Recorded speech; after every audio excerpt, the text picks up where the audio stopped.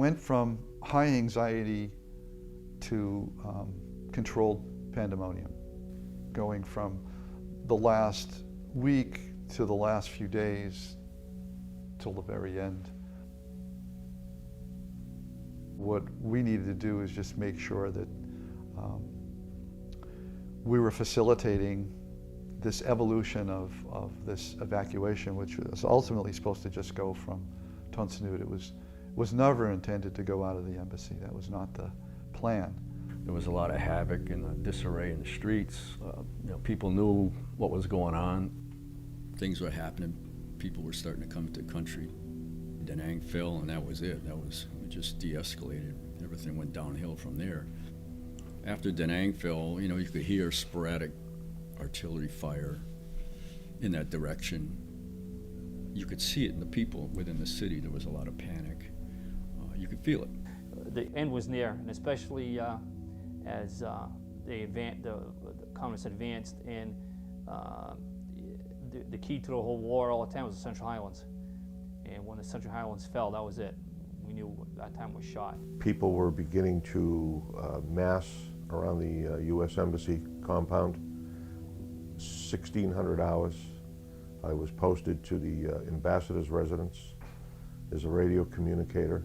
We received word about 10 p.m. that night that we would not be relieved, that we were there for the overnight watch as well.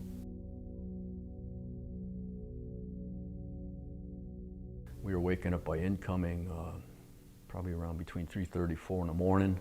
They really hit the ammo dumps or fuel dumps at Tonsnud Air Base. And the sky was just on fire. I remember going to the bunker, in that area there, in the patio of the residence, and looked up in the sky, and the whole sky was just on fire. That night, the airport was getting hit hard. They were getting hit with artillery, and the airport was getting hit with rockets. We had heard that there was some ground engagement out in the periphery. Just all hell broke loose out there. And then we got word that 2 Marines had been killed out there, and that was Darwin Judge and Charlie McMahon. We got a call from the ambassador. He didn't believe that the airstrip was rocketed beyond recognition, and we could still do a fixed wing evac. So we took a ride up to Tonsnud by full motorcade. He got all the information he needed, took a look at the airstrip.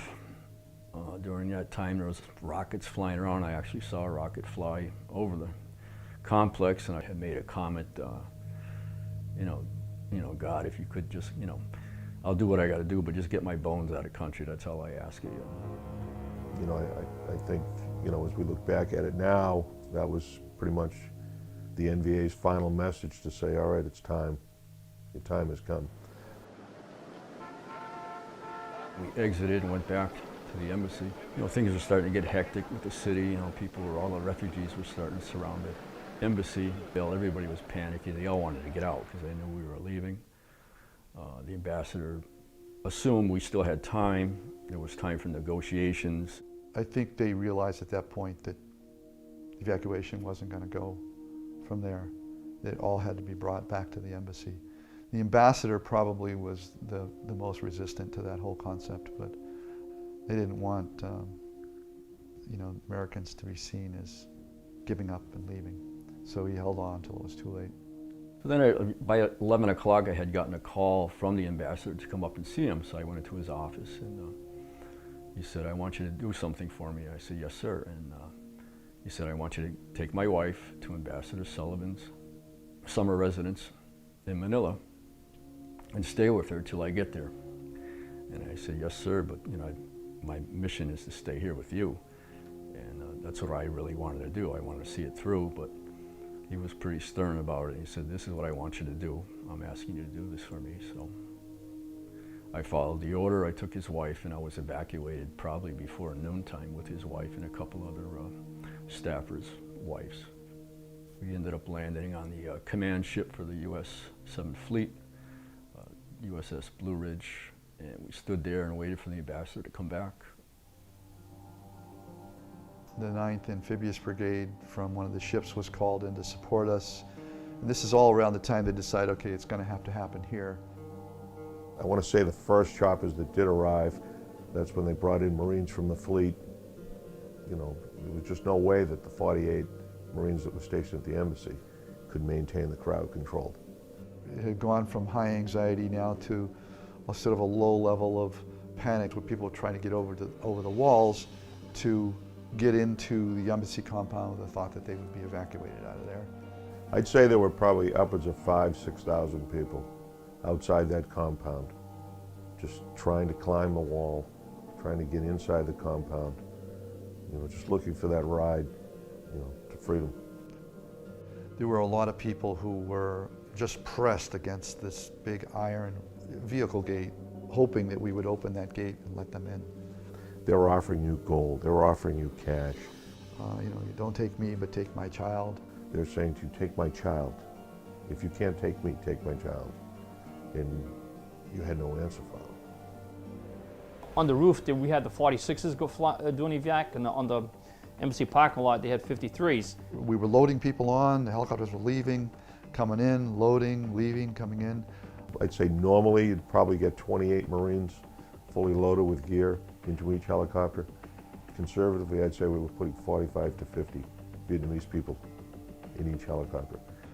This was going on over and over and over and over again. It kind of went like that throughout the night, just trying to get everybody we had in that compound out. And so as it got late, we were still evacuating a lot of people, but then sometime in the morning, we got word that there was only going to be a few more helicopters.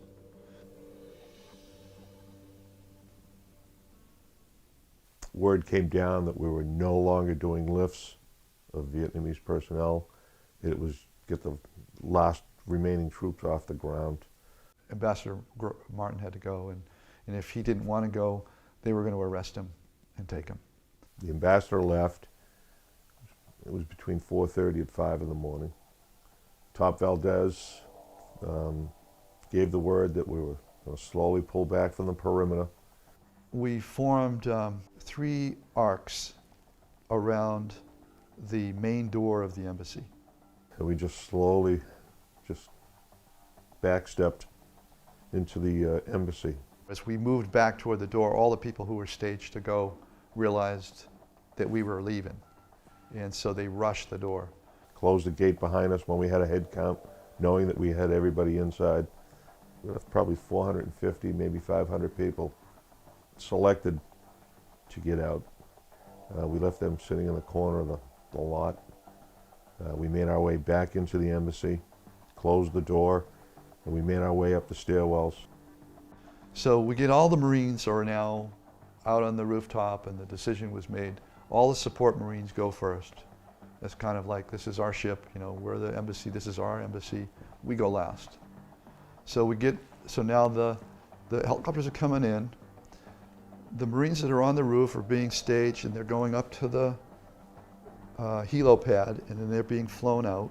We had this large crash, and when we looked over the wall of the roof, we'd seen that they had taken the fire truck. They drove the truck through the door. Blew the doors down, and they started running up to when they knew where we were. They started going the stairs, flying up. On the rooftop, there were these very large, old-fashioned fire extinguishers.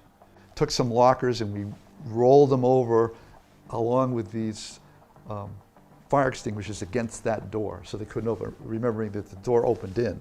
We threw CS, gas grenade, you know, we threw a couple of grenades in there just to get them to breathe that, and hopefully they'd back off and go the other way.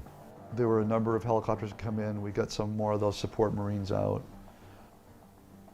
And then the helicopters just stopped coming. Say 35, 40 of us still sitting on the roof waiting to go. All the grunts had already been gone.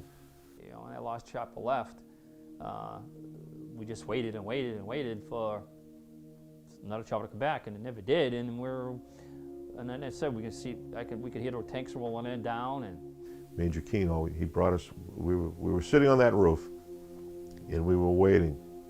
And he turned around and said, "Look," he said, "we're Marines. We're going to defend what we need to defend, and we'll die like Marines." And I think that's when the reality hit that I think we're in trouble here. Everybody has fear. Fear is a very normal and sometimes helpful emotional reaction to a threat. Courage is about how you manage fear. And on that roof, I gotta believe everybody felt very vulnerable. Finally, we saw the helicopters, a couple of gunships escorting them. First one landed. And the first group went in, the first chopper went off, and I think the first one came in like 7:30 or something like that. And then that one left, and the next one came in about, I think it's 7:45, give or take. I got on the helicopter. Helicopter lifted off. I remember asking the guy across from me what time it was. He said it was, I remember he said it was 07:35.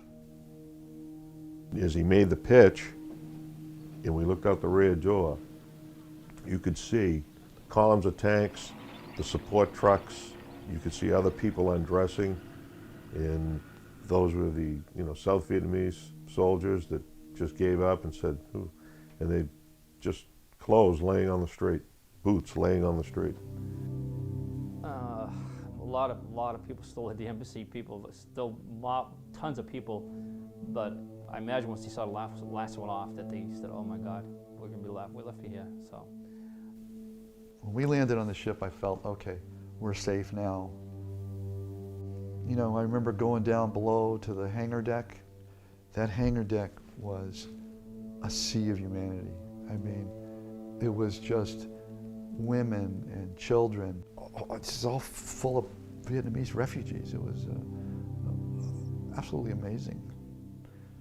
You knew you were leaving, and it was a terrible way to leave, the way we had to go, leave a lot of people behind and leave the country. We were allies, and we just pretty much picked up and left. I mean, the North Vietnamese let us go, obviously. Of course, they knew the whole fleet was out there, so they couldn't really mess with us, but their intentions was to let us go and get our people out of the country. I think that's why it went so well. You just turned your back and you walked away. Essentially, we're probably 10 lifts away from finishing, the job, so to speak. When I think back on it, what I think is we very successfully fulfilled our mission.